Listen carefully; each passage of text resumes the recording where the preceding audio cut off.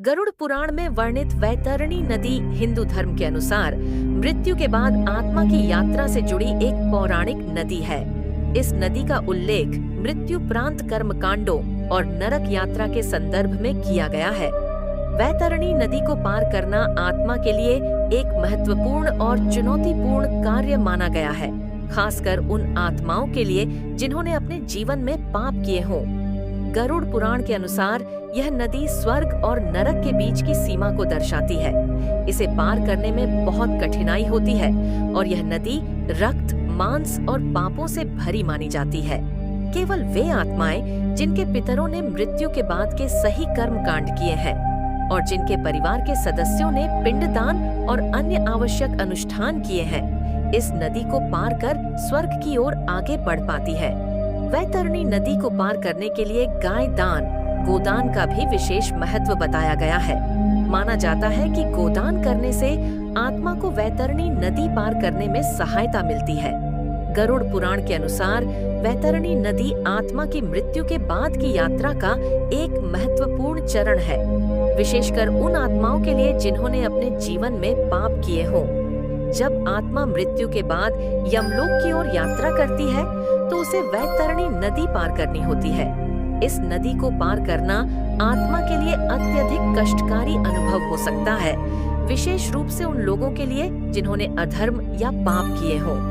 यह नदी बहुत भयावह रूप में वर्णित है। यह खून, मांस और पापों से भरी हुई है। इसे पार करना साधारण तौर पर आत्मा के लिए अत्यंत कठिन और पीड़ादायक माना गया है। अगर आत्मा ने अपने जीवन में पाप किए हों, तो इसे पार करते समय नदी में तेज धाराओं, जहरीले जीवों और अन्य कष्टदायक तत्वों का सामना करना पड़ता है। हालांकि गरुड़ पुराण में कहा गया है कि यदि मृतक के परिवार ने गोदान, गायदान और अन्य उचित कर्मकांड किए हैं, तो आत्मा को वैतरणी पार करने में मदद मिलती है।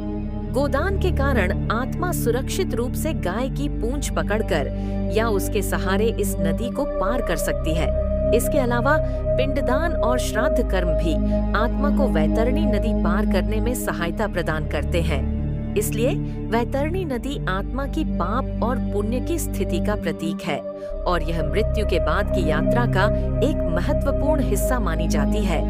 गरुड़ पुराण के अनुसार वैतरणी नदी में जाने की स्थिति मुख्य रूप से व्यक्ति के पापों और उसके जीवन में किए गए अधार्मिक कर्मों से जुड़ी होती है। आत्मा को वैतरणी नदी तब पार करनी पड़ती है जब उसने अपने जीवन में निम्नलिखित प्रकार के कर्म किए हों। 1. अधर्म और पाप। जो लोग अपने जीवन में पाप करते हैं, जैसे कि हिंसा, चोरी, झूठ बोलना, व्यभिचार और अन्य अनैतिक कार्य, उन्हें मृत्यु के बाद वैतरणी नदी की पीड़ा झेलनी पड़ती है। इन पापों के कारण आत्मा को यमलोक में भेजा जाता है, जहां उसे अपने कर्मों का फल भोगना पड़ता है। 2. धार्मिक कर्तव्यों की उपेक्षा।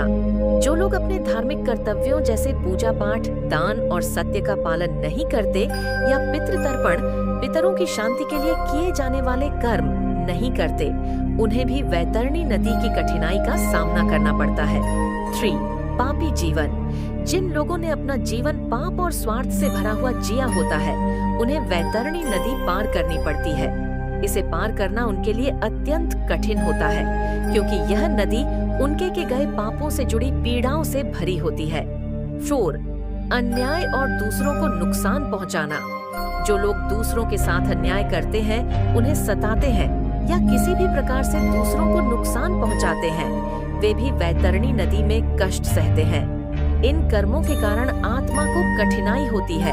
हालांकि गरुड़ पुराण में यह भी बताया गया है कि अगर मृत्यु से पहले व्यक्ति ने धर्म का पालन किया है या परिवार द्वारा उचित मृत्यु उपरांत कर्मकांड जैसे गोदान, पिंडदान, श्राद्ध किया गया है, तो आत्मा को वैतरणी नदी पार करने में सहायता मिलती है।